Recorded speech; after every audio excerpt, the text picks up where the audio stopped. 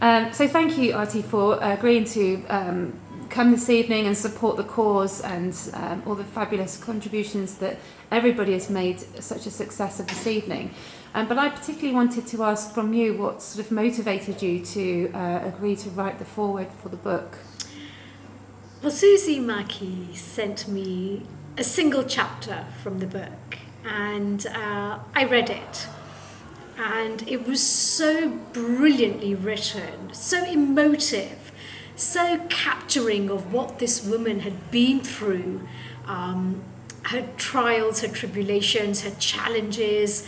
But then actually it didn't leave me depressed at all. It didn't leave me feeling low or down, because she had found a way out of that, and she was doing some extraordinary work helping other people. And so that really was the reason why I agreed to write the foreword for the book in a heartbeat. It was primarily because these were women who had been through their own personal hardship, were willing to share their stories for the betterment and to help others. You talk about the sharing of stories for being for the betterment of others, but there's obviously a very strong self-cathartic exercise in sharing a story.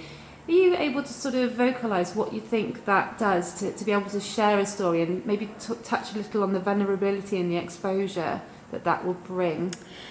I think it's very difficult for anybody to feel exposed, to feel vulnerable. And I think what these women did was they found their voice. And I often say that it doesn't have to be a voice that speaks to thousands of people. It could be a voice that speaks to one person. And when you speak to that one person, it's cathartic, because in a way you are letting out through your words, through your own words, what it is that you have been experiencing. And in that moment, you are sharing and also changing what that other person is feeling and absorbing and taking on board. So for me, a cathartic experience isn't about necessarily changing thousands of lives, though that could well happen, but it's very much about saying to yourself, I am allowing myself to be vulnerable because this is somebody I trust, and I'm going to say it as it is. I may never have said it openly before, but I'm ready to say it now. And do you have any, as a final question, do you have any words of advice or wisdom for anybody who may be thinking about it's their time to tell their story, not necessarily even a public domain, but even on a personal level to a person that they trust? How do you go about saying that first bit? Well, I think first of all, it has to be somebody who has taken the time to build the trust in the other person. I think women with low self-esteem, low self-belief, who have a low self-image, I think all these women suffer from so many different things, and we have to remember that they've suffered that not just in the moment, but for years and years and years. So it's become a reality for them.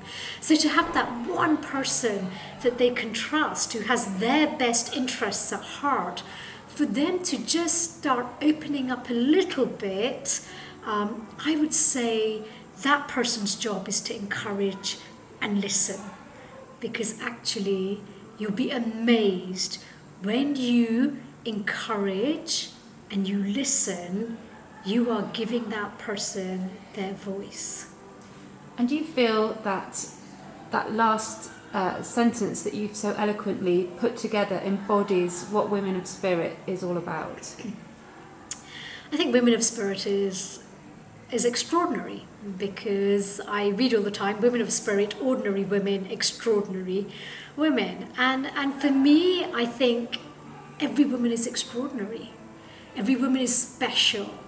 But actually what makes them elevate their own status is when they are willing to help others. And that help comes through the power of sharing their story. And that for me embodies Women of Spirit.